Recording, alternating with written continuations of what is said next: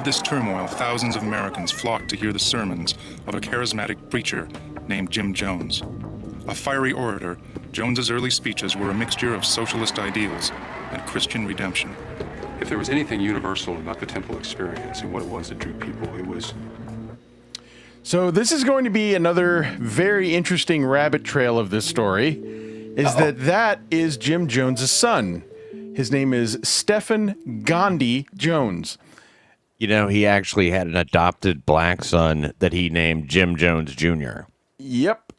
And he also had an adopted Korean son. So no wonder Gandhi didn't drink the Kool-Aid, you know. But let's let everyone know, and I know you know the answer to this, Pat. Why did Stephen survive Jonestown?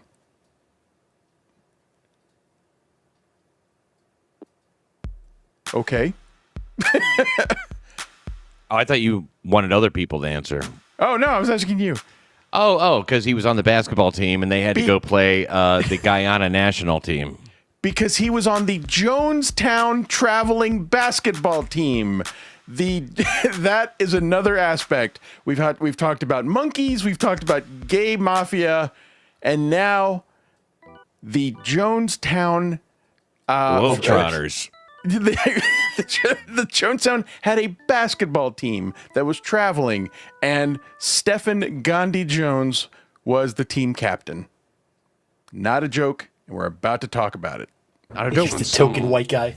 Yes. Did you know that, Lemmy? Did you know there was a basketball team involved? No, I didn't. But I'm actually not surprised to know that. But I'm surprised to think that I never thought that there would be a basketball team. It's very much, that's so community-esque. That's so beautiful. Yeah. They had their own basketball team? When you establish your own, or colonize your own village, what's the first thing you think of? We need White a basketball Knight team. Basketball. White Knight Basketball. That would have actually probably been their team name. The Jonestown White Knights. What are the chances, though, that like there's 75% blacks playing there on the island, and the coach's son or the dictator's son rather makes the team, and he's white? Yeah. That's why I keep making the reference that he was a team captain. I actually don't know that he was the team captain, but it does seem like there was some sense of nepotism going on there. Had the least amount of playtime, but yet was still the MVP. Yes, exactly. Level. We were all wanting to belong. Some turn to the temple because they need help. Others want to serve humanity. Whatever they need, Jim Jones and his People's Temple seem to have it.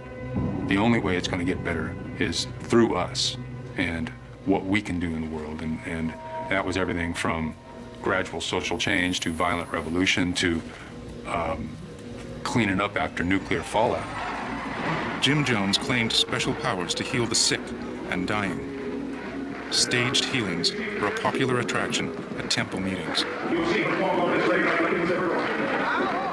One thing we learned is that one of his methods of demonstrating his supernatural powers to his congregation was that he would give quaaludes to old ladies and knock them out. And when they were unconscious, he would actually have a cast put on their leg and then bring them up onto the stage, wake them up, and then pretend that he is healing these women. And this is actually video of that. What were you going to say, Pat? I was just going to say that exact same thing. Okay. A guy like my dad found out what you wanted to hear and see and showed it to you. Whatever you were looking for or wherever you were running from or running toward, Dad had an uncanny ability to hook into that. It's exhilarating and very attractive. Once you get hooked by that, it's really hard to get unhooked. Like a lady do with the pussy. As his popularity grew, Jim Jones preached less about... Oh, and one thing we haven't mentioned also, yes, he's a meth head. He discovered by one of his parishioners while on a bus to have speed, which I believe is meth, I believe that's the same thing, on him, and that's where he starts to lose a lot of followers, but he doesn't give up the habit. Sticks to it. Yes, please hit the like button. He sticks to it. That's where all his power comes from, to be taking care of business for so long. But he was on painkillers and stuff like that, too, eventually. The guy is a garbage can. He actually used, there was an old lady dying of cancer. took her pain meds, so she didn't have any pain meds, and just like took them himself. I heard that too. First-hand account, yeah. Yeah. He is, like most meth heads, becoming increasingly paranoid that the government is after him, which they were to some extent because... I was about to say, there's a saying, just because I'm paranoid don't mean it ain't after me. Yeah. And, but that is really what motivates him to have this idea of leaving the country. And he begins to tell that his congregation that the world's going to be destroyed by a nuclear disaster. God's given him this vision of a nuclear disaster, but he also has a vision that the only survivors are going to be the members of his church. And they believe him. One other thing, though, you mentioned that when the article came out, that's when he got this idea to go to Guyana. He'd already been building Jonestown for several years prior to that. Oh, really? Okay. Yeah. So it was kind of not like ready to go and move into, but I mean they had like built the foundations and stuff like that. There was a lot of clearing to do. Ah, okay. All right. So I guess the Guyana had started offering these incentives, for people who would come and clear and like I guess like till the land or whatever it is when you grow shit. And they actually served a good purpose for Guyana too, because they were like 1,000 Americans that. There was a land dispute with Venezuela. Venezuela would have to fuck with all them, and it was a deterrent. Interesting. Mannigan 2025, thank you very much for the $5. Okay, the karmic bits could be much shorter. Case closed. I mean, they can. I don't know. I mean, that's what the holy levers shit, are the short ones. Get rid of the fucking Crimax thing. It's a once a week, maybe once a month. The lever was fine.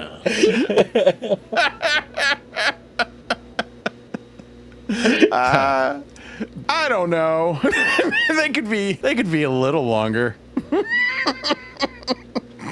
And more about social activism. He called himself a prophet, a savior who would guide, protect, and watch over his followers. I want you to be like I am. I want you to become what I am. I want you to enjoy the fearlessness that I have, the courage that I have, the compassion that I have, the love that I have, the all-encompassing mercy that I am. It's very Hitlery. Maniac. You know, I mean, it sounds very Hitlery, just like with all that passion and bravado to it, and also it's kind of sing-songy in a weird way. Those are the words that I associate with Hitler: passion, bravado, and sing-songy. I mean, I do. I mean, he was a very passionate man. Yes, exactly. Yes. It's like when the Italians call themselves passionate every time they're being raving assholes. I'm a passionate Italian. Yeah. While they're wearing their Jersey Shore T-shirts that say 99% Italian, 1% bitch. You know this. I've never seen that, but I would want to punch someone who wears a shirt like that. Oh yeah, it's definitely that's definitely a Guido thing out on the shore. Reverend Hammond, thank you very much for the $10. Hit the button again. Okay, I will. I promise. But I'm going to give it. I'm going to give it a little bit of space. Goodbye. Goodbye. I'm going to give it a little bit of space between them. So I will keep that in mind. Maybe we'll do it. He's just being pissy. He's just fucking Hamhead's being pissy. Hey, Hamhead has been here since the beginning. He's been pissy here since the beginning. I will push the button. I promise. But it's going to come a little bit later. We do need a little bit of a breather between those buttons. Can we watch the same one again? Sure. I can put the whole scene in.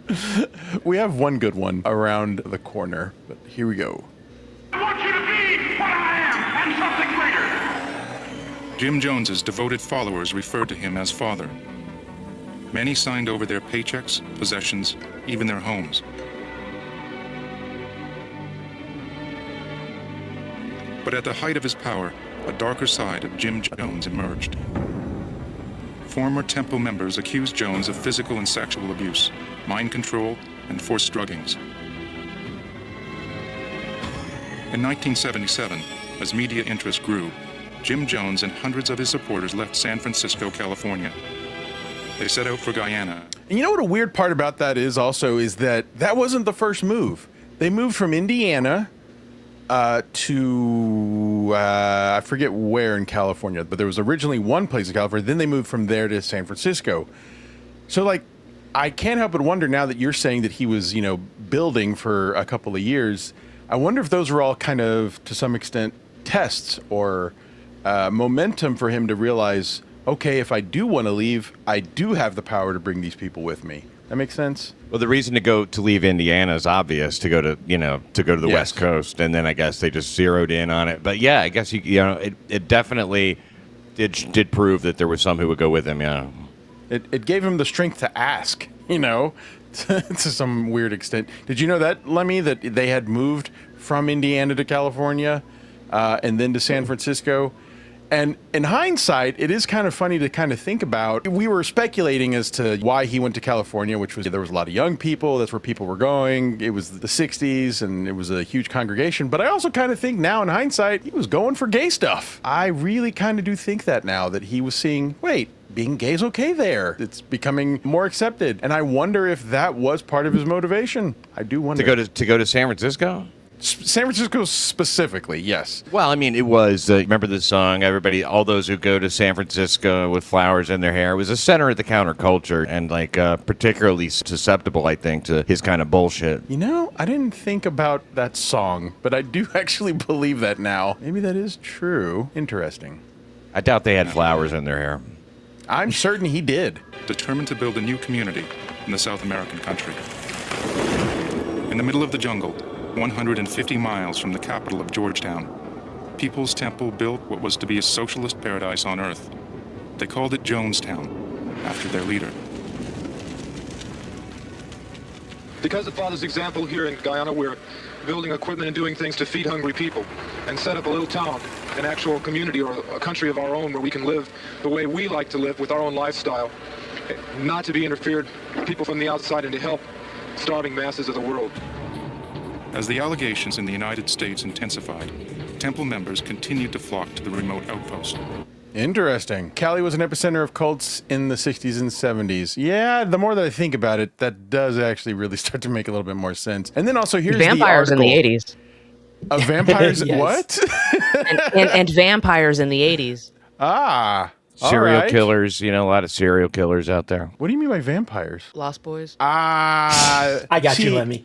Hit No, the Lost Boys lever. The town was called It was a fictional town. Anyway, I can't It was, remember. but it was pretty much based in It was essentially, San Francisco. I sent you a link. I don't know if you saw the video of Jim going through all the different, and I call him Jim, going through all the stuff that they had, the dry When goods you know they him as had. close as you do. He's like, we got jams and jellies and vegetables and all good things to eat, all so delicious, and pastas, and he's talking about all the food they have and stuff, and how you know great what? it is. Yeah, and I totally want to sit down and watch all of those. Like you really pulled up some interesting stuff, and I want to watch all those. What's crazy is we find out later that if you were part of Jonestown, you were vegan because the soil was not producing well enough. All of the plants that they brought over, they didn't understand that the agriculture was different there. So people had to subscribe to a vegan diet, except Jim Jones. Jim Jones was having steaks imported in and eating very, very well, but everybody else was vegan. Well, there was a dual reason for that too. They mostly ate rice, and I don't know if bugs are vegan, but there were bugs in the rice, of course. And I guess that was the little bit of protein they got. It was in order to keep them working, but not to build any muscle. Amazing. Smart. I'm writing this down for when I start. Not that my your own cult. muscles are going to be any match for the guards with machine guns and stuff. Bugs, muscle. We'll be right back. And this is actually a picture of the article that got released by the 10 people who tried to expose Jim and made him panic. Labeling the attacks as a government conspiracy to topple People's Temple, Jones and many of his followers denied the charges. Rumple Trenchcoat. I'll bet there was some meat Jones let a select few eat. Yeah. Oh, yeah, I guess we haven't really talked much about that. Yeah, he And in was a case real you weren't predator. sure. Fucking RTC. Nice. He liked to have sex with black teenage boys. Yes, he did. He liked to have sex with black teenage boys. Why do you say it like? It's because I don't want to talk about it. I called him a predator, and I feel like that's enough. Okay, yes, he liked having sex with little boys. Are you happy? Yes, I guess. Yeah. It's just weird to say. Don't you think that it like is pretty like important to the story? You know, It is. It absolutely is important to the predator. story. I mean, what the hell does that mean? You know, he felt up a woman in a fucking stock he room or was- something. Yeah. It meant You that know, he was I mean- sent from another planet to hunt Arnold Schwarzenegger. Yeah. You know what? This will make you feel better, Luigi. So did what? So do white teenage girls. Big deal. Yeah, but you don't pray to them, you know. You don't. Yeah. All right. White night. White night. Everybody report to the pavilion. White night. Vern Gosney had joined People's Temple in 1974 and had been living in Jonestown for 8 months. The term white knight was a term used for like an extreme emergency. There would be a siren or an announcement to come to the pavilion immediately, and it was a life and death situation. It was something where the community was being threatened, and we had to make an immediate decision about a course of action. And it would usually be all of the night. White nights were used by Jim Jones to create an atmosphere of fear and desperation amongst his followers. The White Night sometimes included rehearsals for mass suicide, which Jones considered a test of faith and loyalty. I am the greatest friend that you will ever have, and I'm trying on every level to protect this community. Are you with me? Are you with me? There were people with guns and rifles. That is going to be a big part of this. Want to emphasize is guns and rifles. This guy was one of the survivors. And rifles, guns and rifles, guns and rifles. And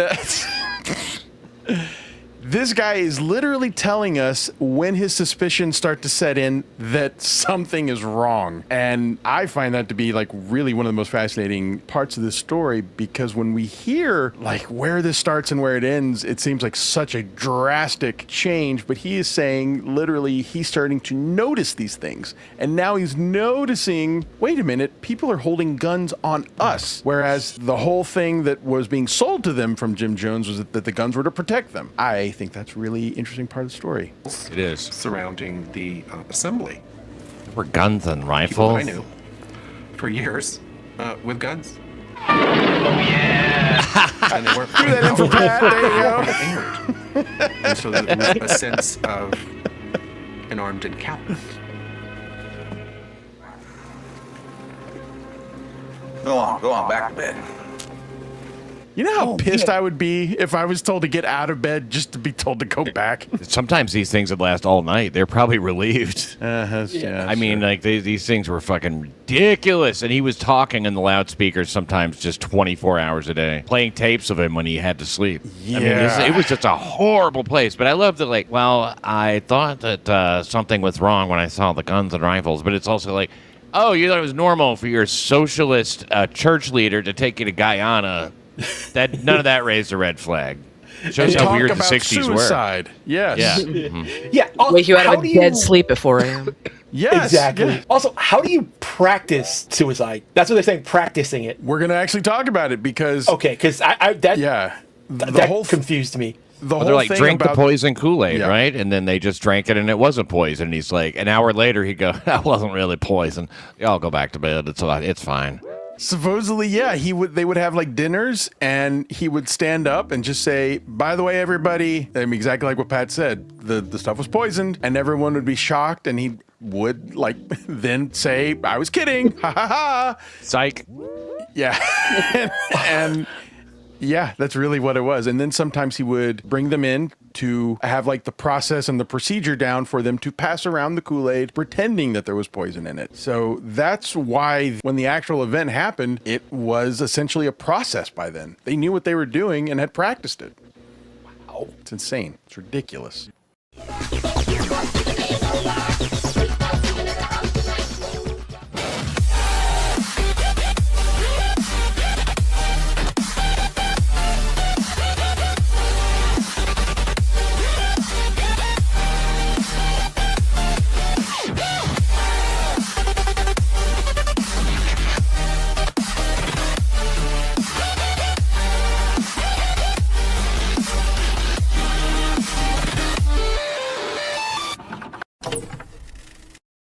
That's right, it sucks.